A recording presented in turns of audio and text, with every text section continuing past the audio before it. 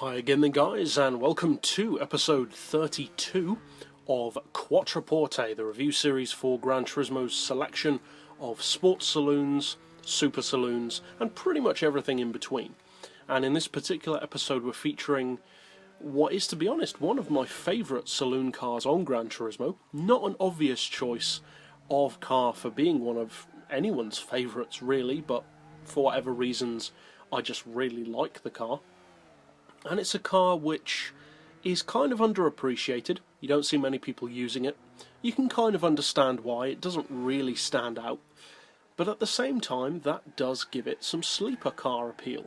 And it certainly does have sleeper car ability. And the car in question is the Alfa Romeo 166.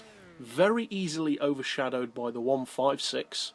The 156 is the faster car and the more powerful model, and we will be featuring that model in a future episode.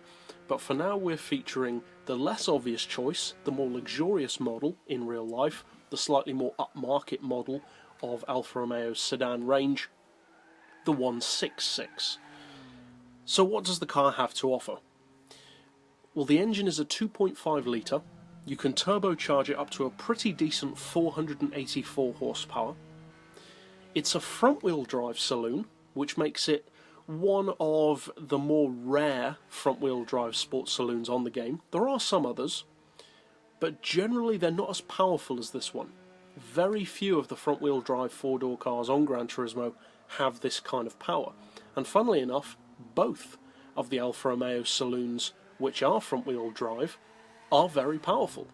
So that does put Alfa Romeo at the head of the pack when it comes to powerful front-wheel drive sports saloons. So 484 horsepower is a pretty good start.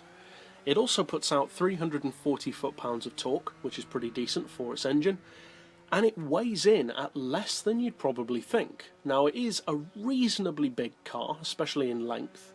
Not necessarily big compared to, say, an American car, but reasonably large for a European vehicle. But the fact that it's a front-wheel drive car, and a variety of other factors, but that in particular, means that it's not as heavy as you might think. With the full weight loss package, it only weighs 1,216 kilos. That's very light. In fact, that is only a tiny bit heavier than a Toyota Supra. So pretty impressive for what is, at the end of the day, not exactly a top-level performance saloon. It does have decent power in real life, but it's one of those saloons which doesn't really have much track potential. It's not really designed for that. It's just designed to be a reasonably powerful, semi-daily driver with a decent level of style and luxury. It's not designed to break lap records. So the fact that it is that light is pretty impressive.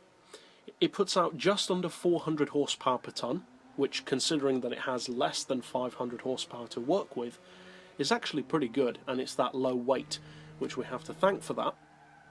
And as far as the PP, it sits at 522, which, if you think about it, is actually quite high. For a car with 484 horsepower, that's a very high PP. You can get muscle cars with around that kind of power that still only sit at the 500 PP level.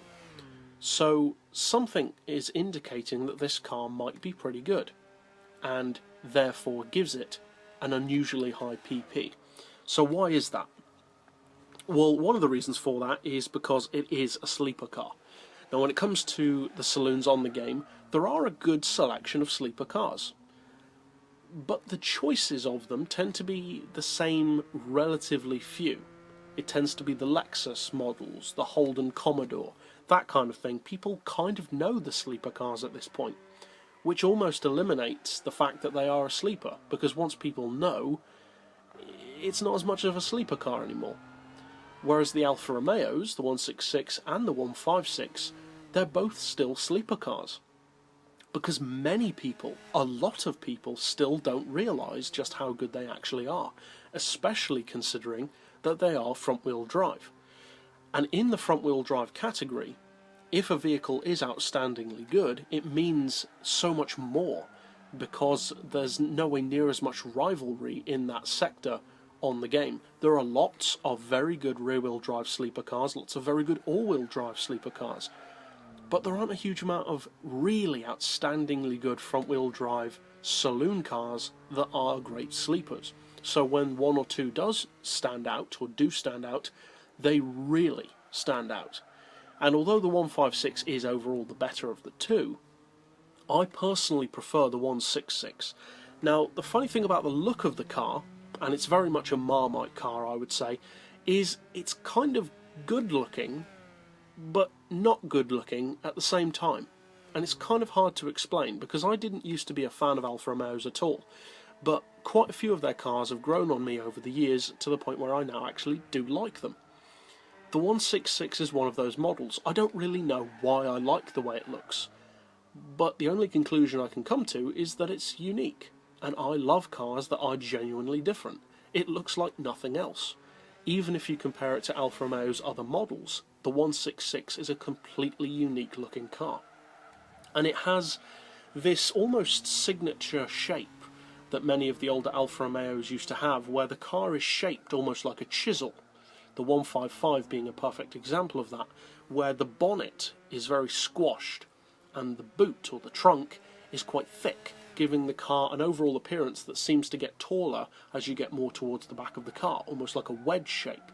And the 166 has that. It has a very squat nose with tiny headlights, but a relatively chunky back end. And it gives it a pretty unique look. And for pure performance, this car, being as it is an almost 60 grand car, which is pretty expensive, can do over 220 miles per hour. So if you haven't tried the 166 as a sleeper before, I would definitely recommend it. But that's it for this episode. I'll see you guys next time, and as always, thanks for watching.